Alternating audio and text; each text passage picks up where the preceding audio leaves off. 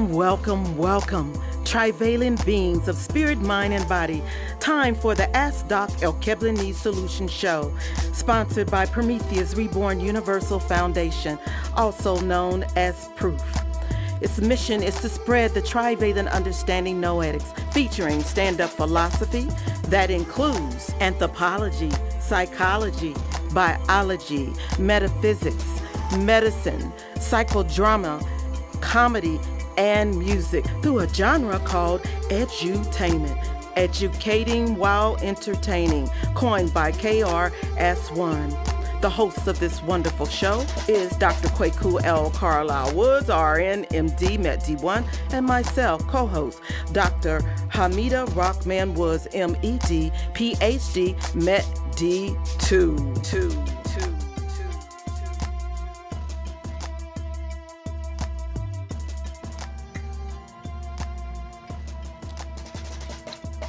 Well, greetings. Happy Juneteenth Day. Yeah. I have the PH, as you already know. I have the M. We both have D's. That makes us Doc Squared. The title of the day's show is Post-Traumatic Stress Disease Disorder. Yes, I'm going to get into that in great depth and in detail. But first, the Hip Hop Trio Plus. Oh, yes. For Wacky Burst.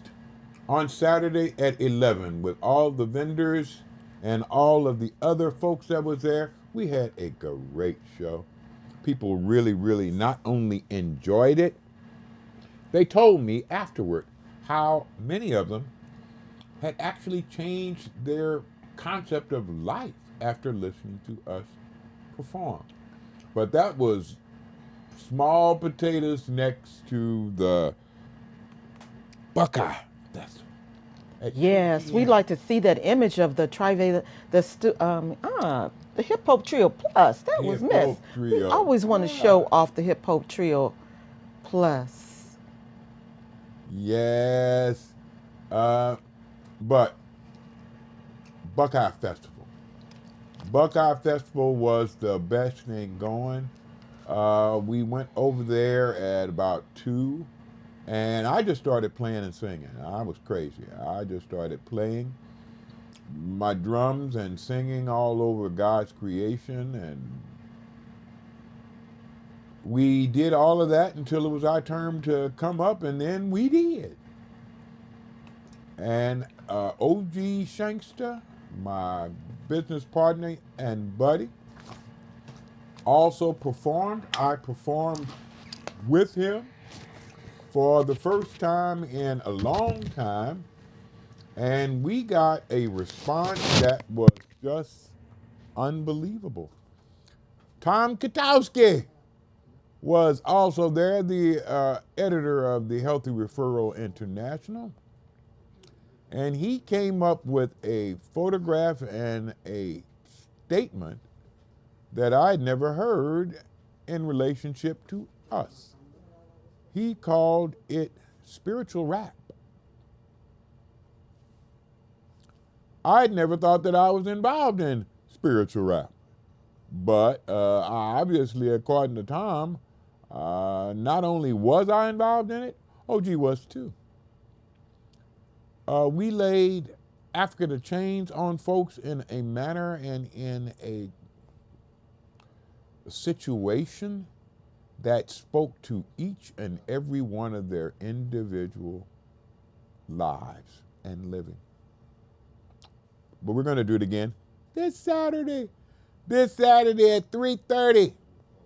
Go to Buckeye Festival. That'll be on Buckeye, 1 block north of 116th. Oh yeah, you gonna hear us, you gonna feel us, you gonna see us doing what we do. And if the Lord says the same, it's going to be wonderful. We had a little technical problem. There we go. That was a Hip Hop Trio Plus, but there's a Hip Hop Trio Plus. Yes, indeed. Entertain. Yes. Oh, we killed it. But we were wearing our blue jean outfits this past Saturday. Yes. But you can go to GoFundMe Yes, to please. support our Support work, you our all. work and support the next phase of evolution of the human species. Yes. Oh, Jeezy and I, oh, we did the thing too. We really, really, really did. We had a wonderful, wonderful time. But again, our time was not nothing compared to the time that the people who sat there and listened to us had. They were fantastic. Durham Jones, hey y'all! Okay, that's KK. What's Oh, up? glad you all made it. Yes, indeed. I am so glad that we are here. Because yesterday at rehearsal, I couldn't rehearse. That's a whole nother story. We don't need to get into that. But what we do need to get into, I'm trying to. unfortunately, is a personal adventure that has all humanity at stake. Mhm.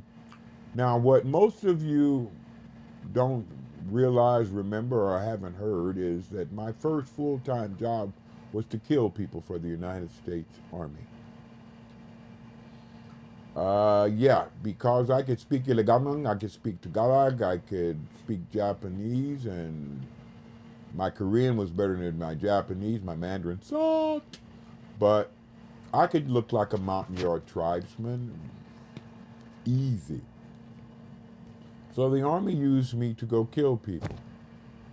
And I killed about 17 folks, blew their brains out from about a mile away.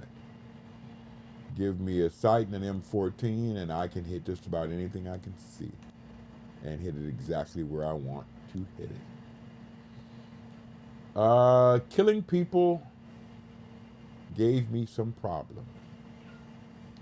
And even now, today, I still have occasional dreams, memories, and disturbances, which my wife can attest to.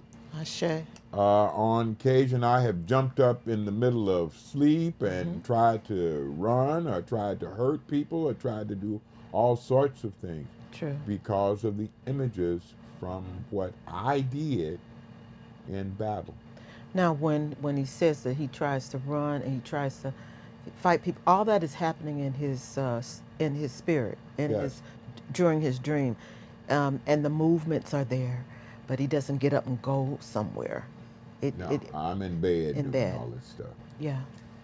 But that's just where my body is. My mind and my Correct. spirit are not there. Correct. My mind and my spirit are at that place, at that time. And all that is there at that place and that time is death and the promise of death. Yes. PTSD.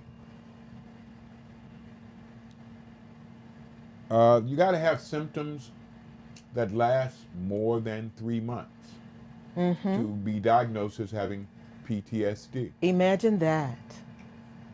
There would, yes, wow, yes, indeed.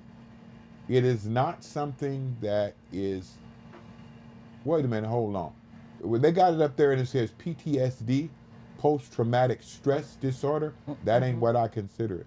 I call it post-traumatic stress dis-ease. All right. DIS-EASE. And you can make the screen bigger too so you don't see anything but the picture. Okay. The little arrow all the way. The arrow all the way on the end. All the way to your right. There it is. You got it. That's it. Okay. Then you could just hit that button right there. And then go to the next slide. Okay.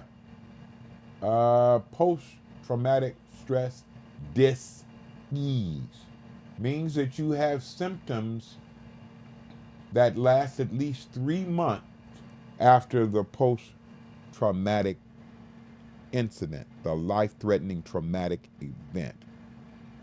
Now, post-traumatic syndrome was recognized by the American Psychiatry Association, the APA, in 1980.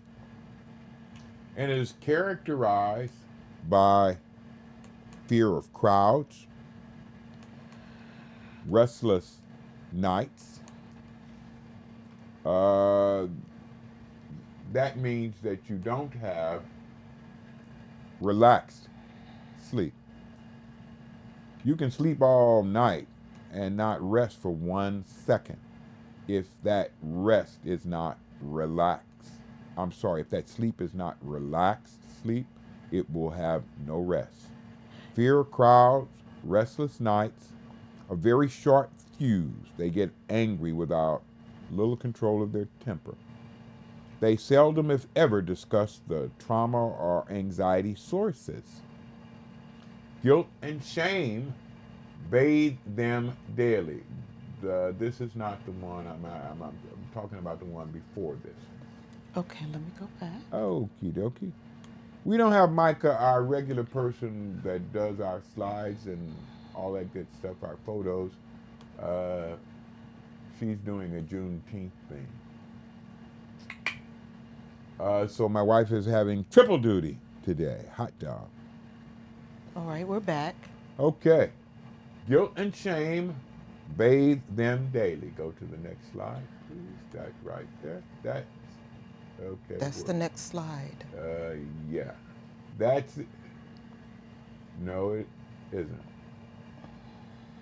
The next slide should have fear of crowds, restless nights, short fuse, seldom if ever discuss trauma or anxiety sources. Okay, this is the way it's. I should have had a discussion with you Yes. because this is in brief.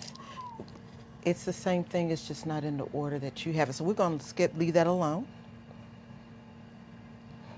Then let's go to the slide after that one. Alrighty, I hope this one's good for you. We're trying to give you the images that These will images are support so this. important. My words are not. The images are.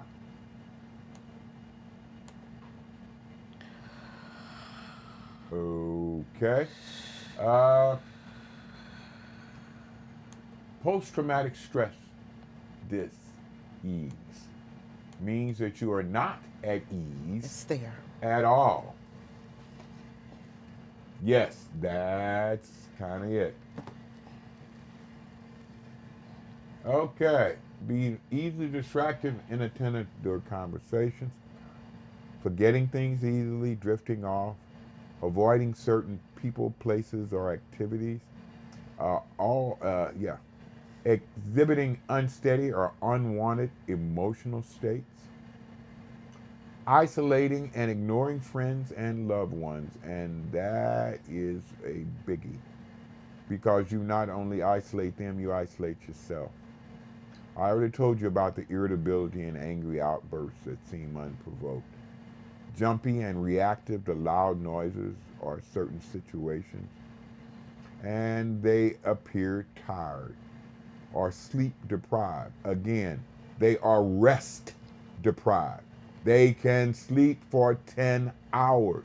And during that 10 hours, they are dreaming about dying. They're dreaming about killing. They're dreaming about friends dying. They're reliving all of the stuff that made them diseased in the first place. So they rest not at all. So when they wake up, they look and feel tireder than they were when they went to sleep.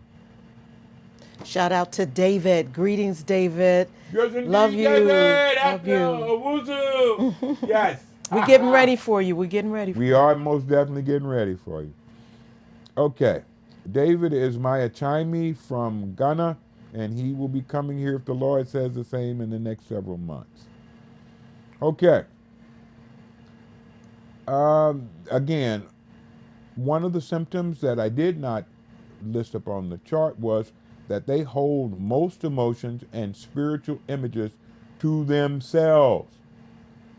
They feel that none would understand, empathize, or commiserate with them. And they feel that because of the guilt and shame that they beat themselves with. They are constantly re-experiencing and trying to avoid the sensitivity and the feeling worse, again, guilt and shame. They flagellate themselves constantly with, I could have did this, I should have done that. And me being involved in that makes me a really, really bad person. How can anybody do that that's not a really, really bad person? The things that I have done make me a really, really bad person. Those are the statements of people who are beating themselves with guilt and shame. Now let's go to that other chart that has the signs of PTSD. Yes, this one is a little bit different because this is what the individual puts themselves through. They are constantly reliving the event through dreams, through similarities, through fear. They are constantly getting these dreams, flashbacks, and stimulations of the place and time that they were traumatized by almost anything. They avoid reminders of the traumatic event, but it's almost impossible to live a normal life and do that. They have alterations in cognition and mood. What they're next stating got nothing to do with cognition and mood. They have issues with remembering things, negative thoughts intruding, very, very deep, intense emotions from very trivial causes, distorted thoughts and beliefs, and they can commonly alter their space-time position. PTSD means that you are constantly shifting your spirit and mind through space and time to a space and time where you experience all this stuff. And you're bringing that space and time into this one. They have changes in arousal and reactivity. Again, irritability, recklessness, overly watchful. They're always looking for a problem. They're vigilant as hell, easily startled. Big problems with their mind, not just concentrating, but remembering, recalling, measuring, comparing, and again, the sleeping that we've talked about on several occasions. This is something that they not only experience on a regular, daily basis, they have a tendency to send this syndrome onto others. Their significant others, their children, their family, extended family. They have even come up with something, the physicians in America have something called complex post-traumatic syndrome. Again, in 1980, the American Psychiatry Association said that PTSD exists. About 5 years later, they came up with complex PTSD. And this has emotional numbing,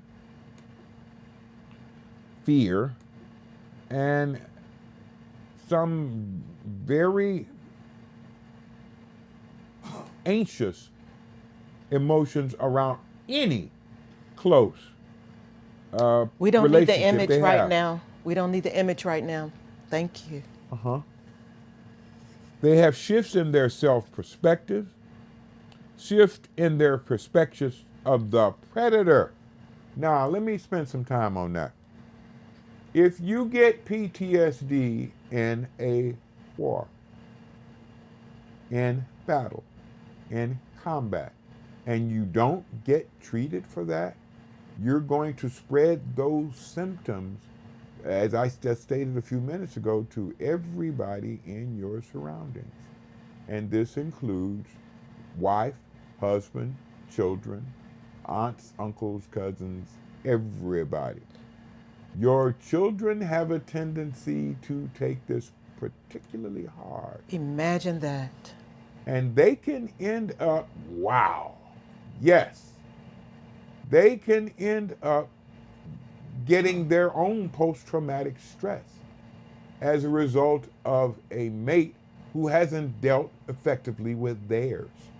This is called complex post-traumatic syndrome and ends up with, in addition to shifts in self-perspection in which they think they're at fault, they're to blame for all of the trauma that they get, shifts in the perception of the predator from one that is a predator to one who's just responding to them. They love/hate these people. With that comes a distortion of body imaging, and especially if this is a female who is having this complex PTSD, they have eating disorders.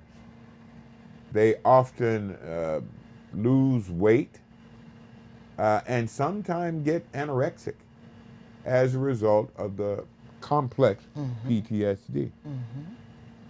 This is a different example of what we talk to you about many times, called the grapes of wrath. These grapes of wrath are usually things that we talk about in relationship to parents telling children, you better watch out for that, you can't do that, no, you can't be, and putting all these fears and stresses in a child's mind and spirit. But this can also happen with adults. That's what complex PTSD is all about. Mississippi Charles Bevel, brother who wrote a song about this same thing, but he called it Not a Season, because he made the obvious observation that of all the beings on this planet, the only one who doesn't have a mating season are human beings. We make morning, afternoon, evening, night, day, summer, winter, spring, and fall, doesn't matter. We're going to do it. This Grapes of Wrath started out Yes, I'm doing it. Yeah. as John Steinbeck's novel about the Sooners, who stated that a people whose purpose and objective are blocked develop often a disabling energy. And that disabling energy he called the grapes of And it's playing.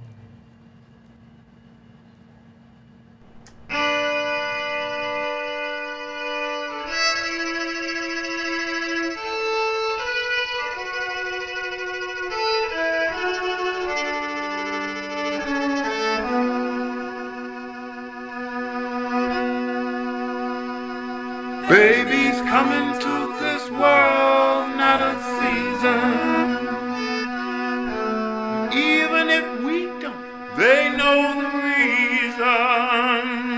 And the one who sends them, gives them gifts to care. Tells them, children, take your time, but do not tarry.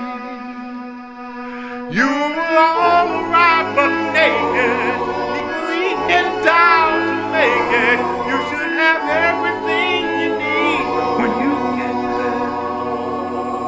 But you should never have to eat the grapes of wrath. You should never have to eat the grapes of wrath. Gods and babies, they don't know how we are divided. If they did to send them, never would have been decided. Red and brown, black and white, how we mock them. Rich and poor, high or low, is how we stop them. Why do we make those distinctions when we don't have an inkling of what each child will bring, how they'll share? We We just take their gifts and crush like we don't care. Then we send them out to harvest the grapes of wrath.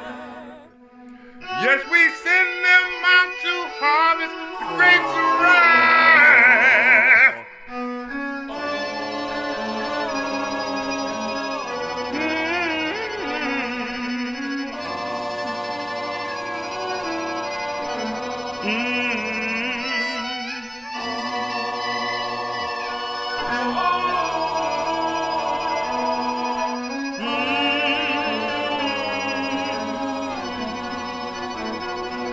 They should never have to the grapes of wrath. They should never have to eat the grapes of wrath. So we all get in line for a young one. Some will grab 10 or 12, some will get none. And the children chose by rich ones will be pampered, while the children left to poor ones will be hampered. Why do we act like such heathens when every known religion teaches us each and every child is in our care?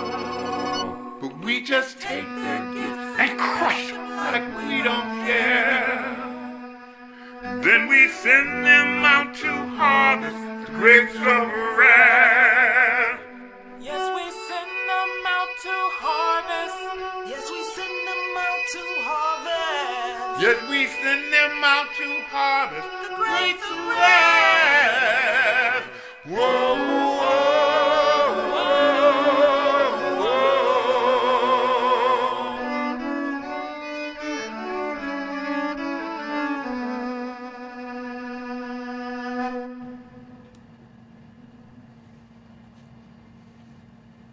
Oh, yeah. These grapes, what a bitter taste. And the wine they make, oh my Lord.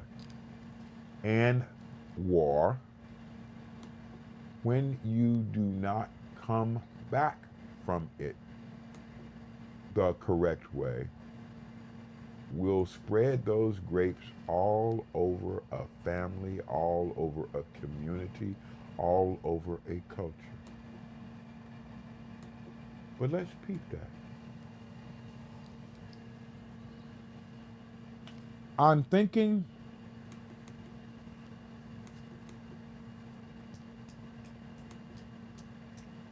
post-traumatic stress, dis-ease, has been around a long time.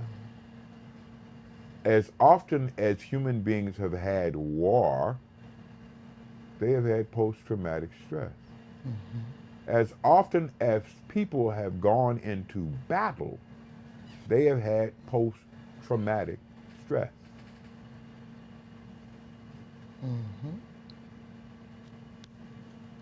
I told everybody a long time ago that most members of my family who are of the male persuasion are religious leaders.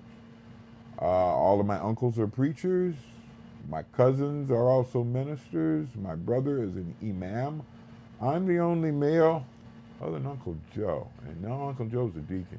I'm the only male who's not a religious leader. But then again, we'll talk about that. I'm a scientist. But because I have been made to go to church every Sunday, and often Bible study in between Sundays, I have a whole bunch of familiarity with this book called the Holy Bible. Yeah, some people pronounce it Holy Bible. But I would like to turn your attention to the book of Numbers, specifically Numbers, 31st chapter, 19th to the 21st verse. And I'm using the New English translation of this. And this talks about purification after battle. Verse 19 starts, Image. any of you who has killed anyone or touched any of the dead, remain outside the camp for 7 days. Purify yourself. On the 3rd and the 7th day, you must purify thyself and your captives. Purify every garment and everything made of leather, goat hair, or wood. Verse 20 says, Then Eleazar the priest said to the soldiers who had gone into battle, This is what is required by the law that the Lord gave Moses.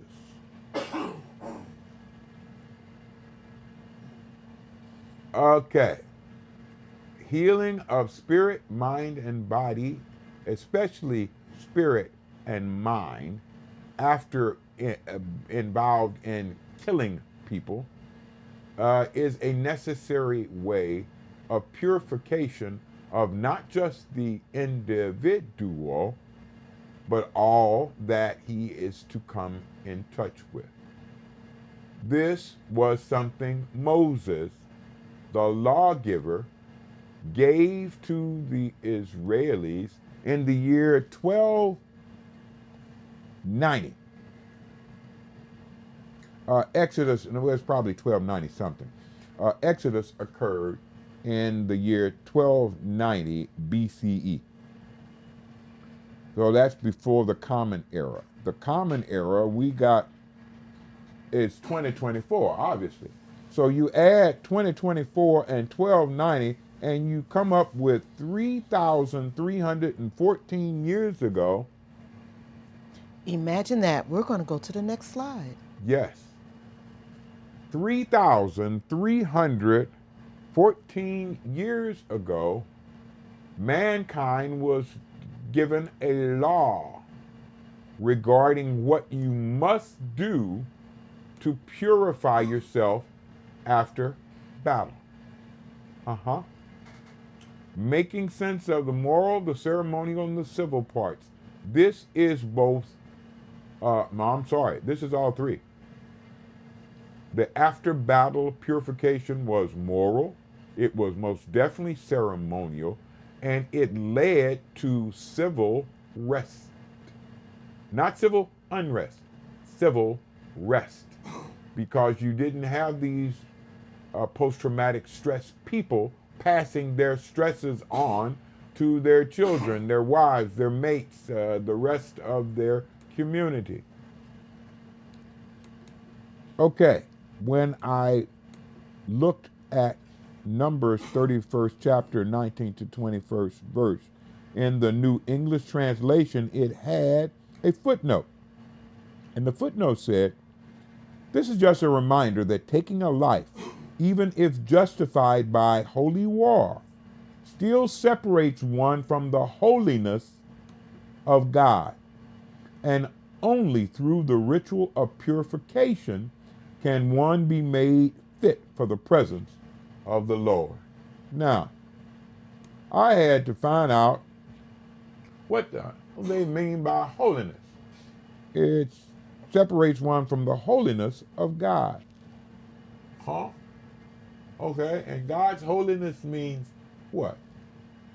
The holiness of God refers to his/her absolute moral purity and separation from humans and sin. God is the very source and standard of goodness. And then they further go on to say, first, God is holy in his omniscience or providential knowledge. Omniscience means all knowing, all understanding. Providential knowledge means having the knowledge that leads you to a better place, a higher level. And that's what God's holiness was all about. Imagine that. Yes, indeed.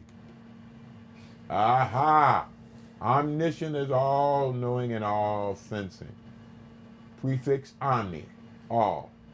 Miss Temple, who taught me Latin, would know that, yes, and be happy that I still remember it. Omni being all. Of all things. Root sins. That's the root of niscient.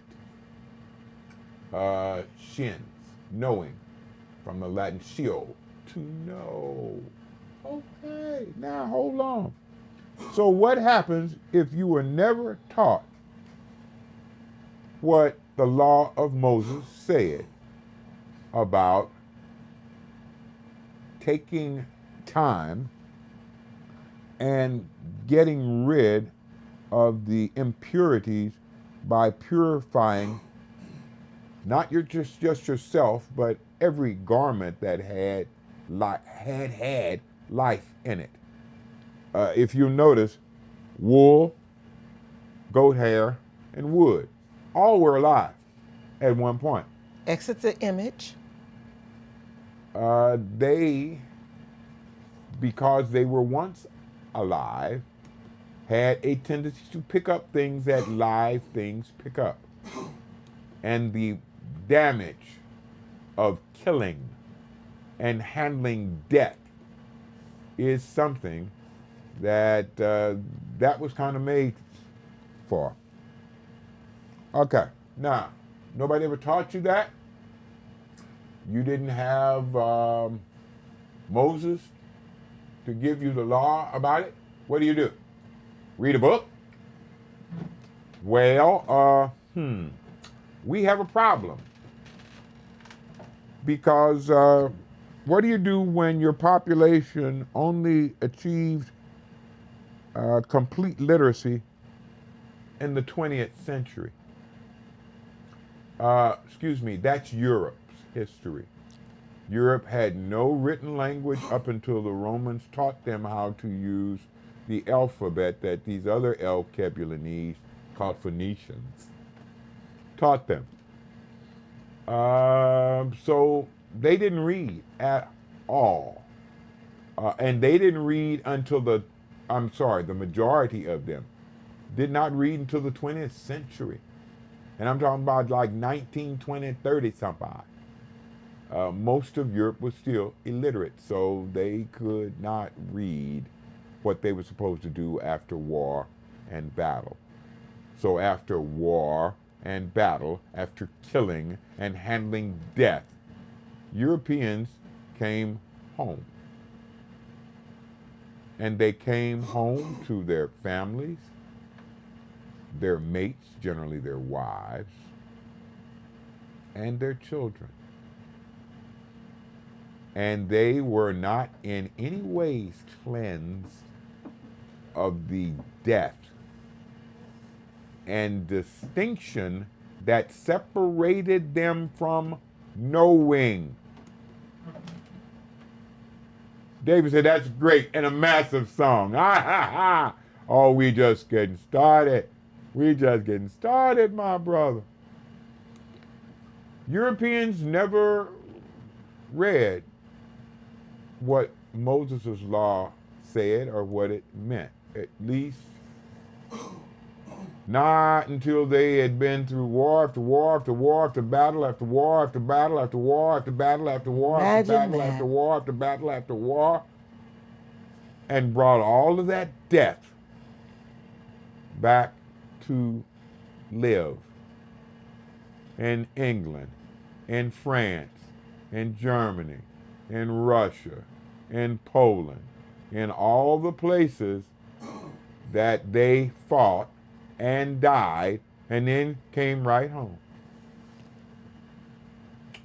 This complex PTSD, oh, I guarantee there was about 4 or 5 million cases of that all over Europe for about the last, 3,314 years. Wow.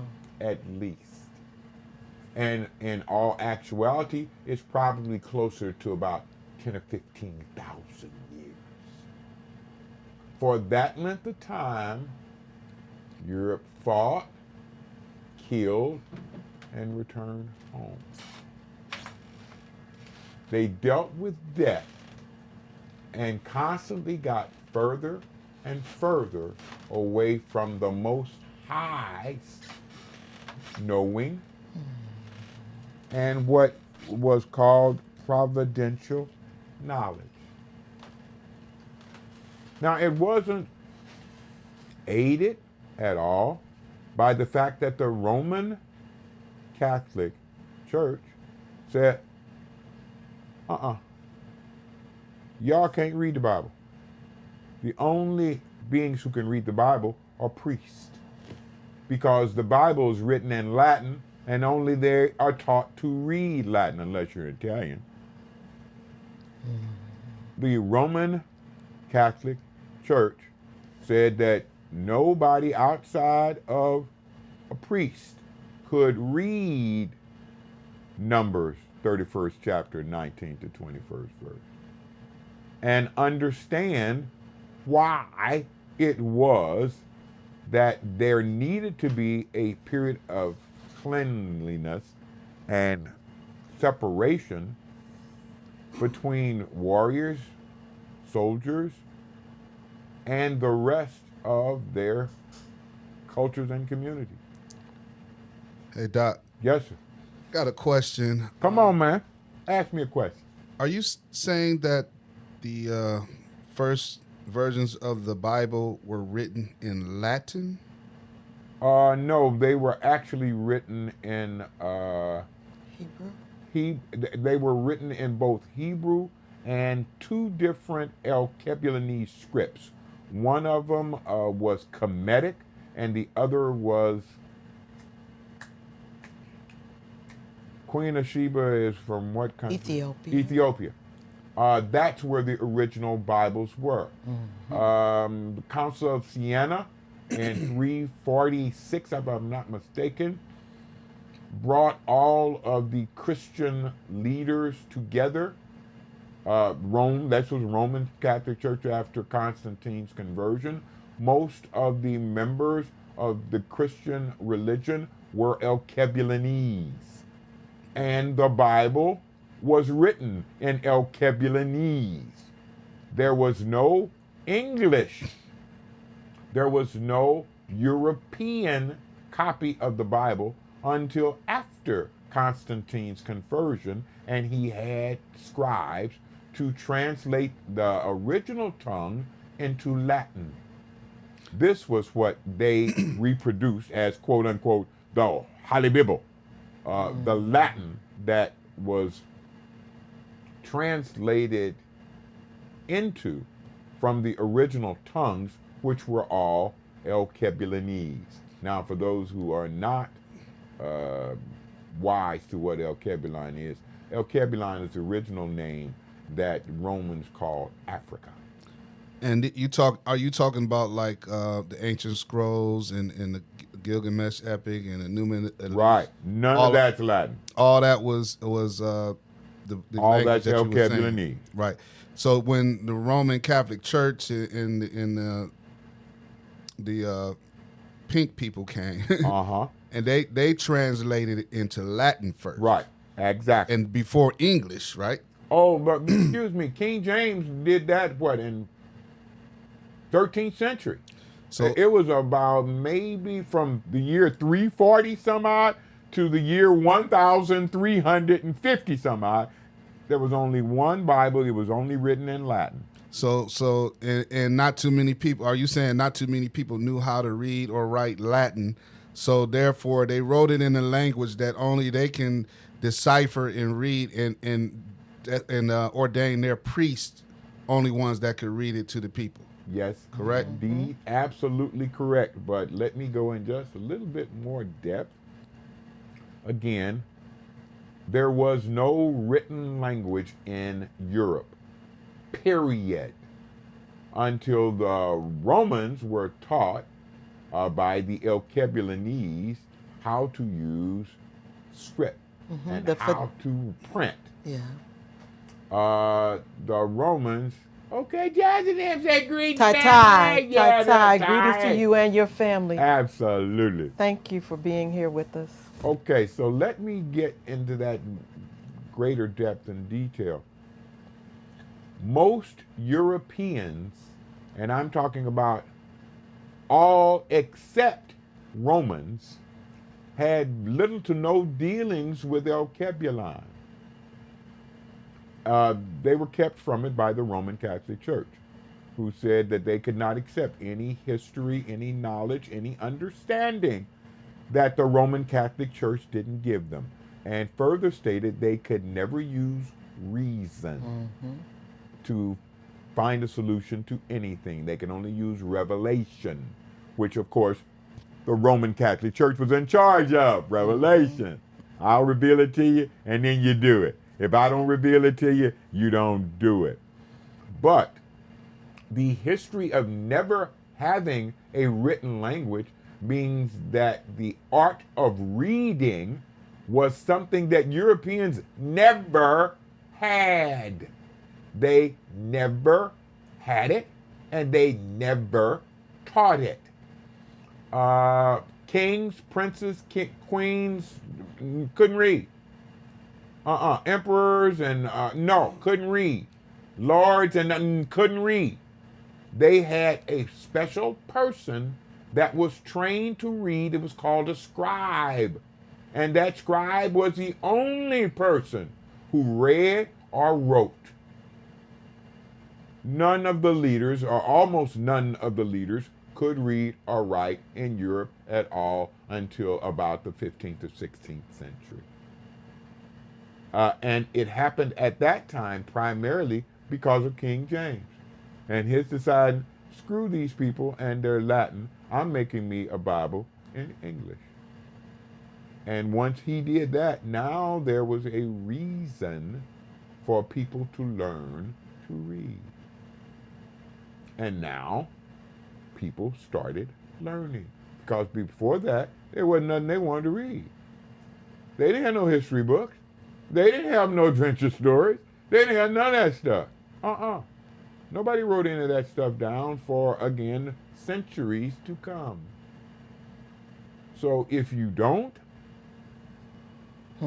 understand what Moses' law said about war and battle, then you screwed up your culture and society, not to mention your families, by letting all of this hate and death and lack of knowing, lack of understanding, which has been a characteristic of pink people as long as there have been pink people. They have the least amount of understanding of any people on this planet, primarily because they have the least amount of time on Earth. They have only been here 35 to 50,000 years. Our ancestors were here for millions of years. So we had lots of times to understand, learn, teach, and pass on that learning, understanding, and teaching to the upcoming generations. So they had a head start when compared to their parents. This is how the rest of the world developed outside of Europe. Europe never had the time to go through these things. So, what do you do when your population only achieved complete literacy in the 20th century? You do the best you damn can. And your PTSD fighters, warriors, raiders, and soldiers. We got a slide about this. Imagine. That's it. They were all turned into farmers, citizens, and clients. Your soldiers, warriors, and fighters, with all the post-traumatic stress, dis-ease that you could imagine, turned into farmers, turned into doctors, turned into regular citizens, turned into regular people, but they brought all of this PTSD down on their families, their mates, their children, their communities, their cultures, and their countries. That's why we have always had so much war, so much death, and so many people who seem to enjoy killing people. Now, you must also understand that back then, war wasn't like the war I fought. I could get half a mile away and blow your brains out. And I'm serious. I have to be nowhere near you at all. Unfortunately, it made killing a whole lot easier. But these people had to stand up right next to somebody and stab them with a sword or a spear or hack them with an axe. That was the type of battle that these people engaged in. So the amount of post-traumatic stress would be immeasurably more than what we diagnosed in 1980. To people who never had to get close to kill. To people who never had to get within arm's length to cause death. That's what we found in 1980. Imagine how much more there was in 1115. How about 1240? How about the 100 Years' War between England and France? I don't wonder why Europe has a problem right now with war. I am not surprised that almost the only people on this planet who are constantly engaged in fighting are pink people, because they have never learned that you need to take battle out of your body, your mind, and your spirit. You need to take death away from your culture by cleaning your spirit, mind, and body after you engaged in warfare. Now, how do you do that?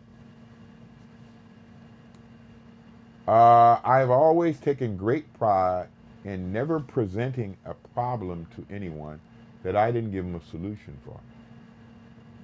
And we're going to do that for you right now. Your solution depends on what it is that causes your PTSD. If it was war and combat, then you have to change the images of war and combat from your spirit. Mm-hmm. It is these memories, these images that cause you to have these thoughts and these feelings that lead to the problems of PTSD. You need to change the images. Now, you need to use images with both personal and cultural appeal. You need to change the images of killing and death for images that personally to you speak of life and hope. But these also should tie in with both your culture and your community's idea of what images bespeak of life, living, hope. Those are the images that you should exchange, and you should practice exchanging them. Sit down and think about something that makes you feel sad. With the image. Angry. With the image. Yeah. Think of an image. Visualize that image. Visualize you blowing that guy's brains out, or sticking a bayonet through his chest. Visualize that. Now, once you visualize that, change it. Change it to you giving a lesson to one of your children on life. Change that to helping a neighbor with a problem. Change that to enabling your mind to grasp concepts that used to puzzle you.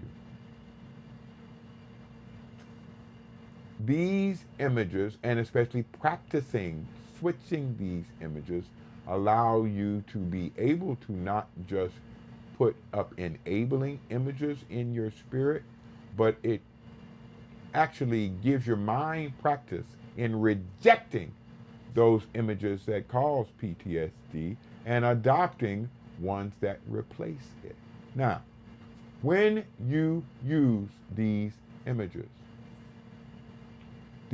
have to be sharp images. And you need to practice making all of your images sharp.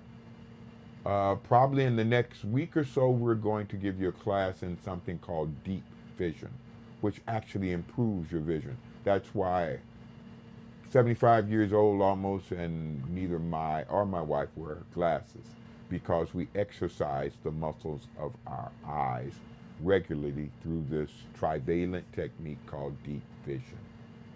But again, make your images sharp and distinct. Make them full of contrasting colors. And make sure that you have enabling, supportive, confident images of you, of your mate, of your children, of your community. And last but not least, in all the images that you bring up, add as many senses to them as you can. It ain't just supposed to be about vision. You see what you see, but you also want to put smell into your images. You want to put taste. What can you taste? And what do you hear? All of your senses, as many of your senses as you can use, utilize them on your images. That makes your images powerful. That makes your images easier to recall. That makes your images easier to stay and to keep imagining. And it also makes your images much, much more effective at getting you out of the post-traumatic stress dis-ease syndrome. Now, once you practice these things till they become a part of you, you will no longer have PTSD at all, period. You will not only not have post-traumatic stress dis-ease, you won't be causing this complex form of the disease in others around you. You will be not just free, you will be on the other side of being free.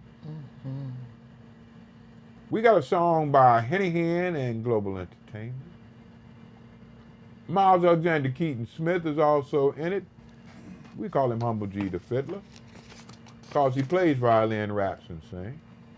He's been one of my students for about almost 20 some odd years.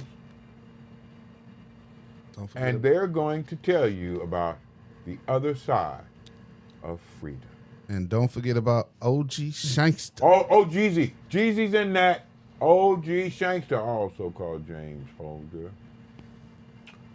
He does the rap in there in the middle, and he kills it. Okay? So have a trip, y'all, to the other side of freedom. Play the intro.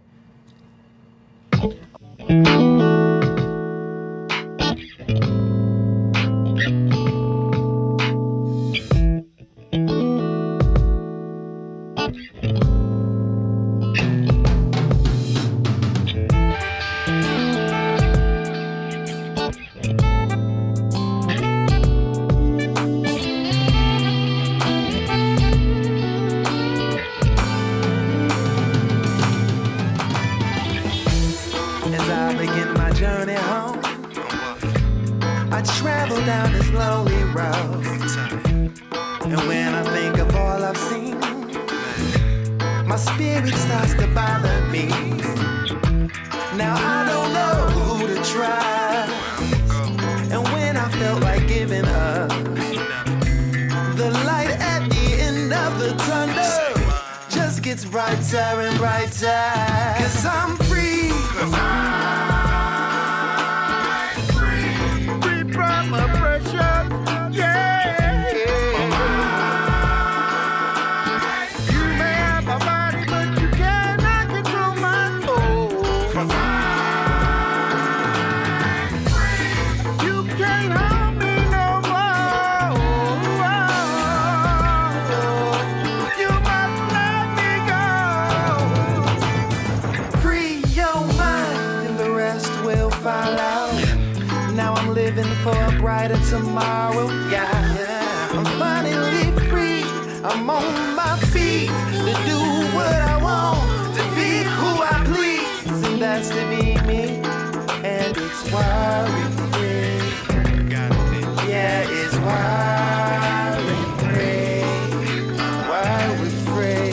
Worry-free. Check. I was rolling down the street and I'm hearing no sirens, no hatred, just peace. 'Cause where I'm from, you see, the police beat on the ones that look like me. And now I'm happy to be finally free from this brutality. Let's put out weed. Now we're finally free. Finally. 'Cause I'm free. Free from oppression. Yeah. You may have my body, but you cannot control my soul. 'Cause I'm free. You can't harm me no more. You must let me go. Finally, the day has come, the one I've been waiting for, the one I've been dreaming about. I'm walking through that open door. I'm starting to smell the fresh air, the leaves blowing in the breeze. I wanna go down and kiss the ground and let them see me on my knees. And my body feel kinda heavy and my spirit done left this place, keeping me captive in your prison. You can't take my time and space. Take this journey while I'm with you, and I promise we gon' fly. Take my hand and stay together, 'cause we on the other side. Talking the other side of freedom. Can't you hear me when I soar? Got the wind beneath my wings. Now can't you hear me when I roar? Screaming freedom, freedom, freedom, freedom, freedom. That's right, I'm free.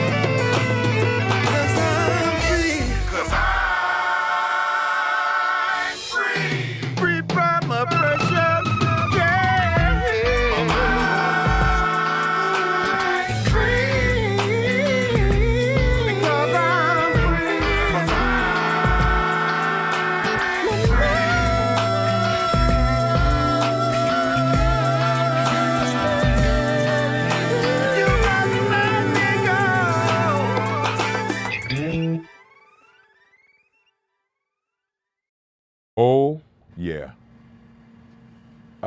The other side of freedom. When you stop following the most ignorant people on the planet, which are the most immature people on the planet, because they have been here the least amount of time as any other species of humanity on the planet, you not only become free from their ignorance and stupidity, you open yourself up to a world that you cannot even imagine. All right, Alabama in the house. That sounds good. All There right it is. now. Oh, that I love Is that that. Lewis? That's Jankai. Okay. Okay, I love it. Thank y'all so very, very Have to much. get used to the tags, y'all. I forgot who John Cat 1 is. Okay. Somebody That's from Alabama. That's somebody down there. Well, we got folks from, let's see, we got Alabama, we got Georgia, we got Ghana over in Alkebulanese, we got Cleveland. Ohio. We got Cleveland, Ohio, every place. Yeah, we are Macon, global. Georgia. Uh-huh. And we say that proudly because we are planning December 28th, according to Dr. Milana. We're going to have a trip that's taking a whole bunch of people from here to Ghana. We're going to stay at least a week over there, and we're going to introduce you to you. We're going to introduce you to your own understanding and your own history. If the Lord says the same, and the ancestors agree. By the end of August, we'll start dispersing information about our information that needs to be given to those How much who are it going. costs, where we're going to go at, and all that good stuff. Yes. when we're Oh, gonna yeah, be we back. just had a meeting about that. Yes, Yeah, we we did. did. Getting it together, y'all. It's That's coming right. along, y'all. It's coming along. Before we leave, we want to give thanks to Marquita Higgins. Yes. She shared the program Marquita! with others and appreciated Marquita. Darren Jones also sharing. Yes, Darren Jones. That's right. That's KK. Yes. Kenyatta. We love it. Kenya. Yes. Okay, we are just about through. No, we're not. We are through. If the Lord says the same and the ancestors agree, we will be back in 7 days and do this all again. We'll be taking questions on our telephone call then. Micah Tate, our other staff member, had some well, today is the Juneteenth holidays. things Juneteenth. to do. Yes. So, yeah, we let her do that. That's Oh, so that's JR. Junior. Okay, JR. Okay, that's beautiful. We thank you, my brother. Is that J.R. Tate? That's what Yeah, it your says. cousin. Tate, Alabama, Tuskegee, what it Alabama in says. the house. What's up, JR? Hey, oh, JR. congratulations. That's my cousin, man. He Yeah. just had a little baby. Him and his wife just had another little baby Carter Tate. Give it up for Carter Tate, y'all. Carter Give it up. Tate. Womp, womp, How womp. precious. Get the womp, womp. Yeah, that's tomorrow. That's the future. Oh, the That's what Tate we family doing just now. keep growing. We're so happy we're connected to them. Yes, we are. And for you, we must say to you, Yes. peace. Peace. Which stands for Proper education always corrects error. Love y'all. Lady, Yes, the image play is the up. outro. That's what's up.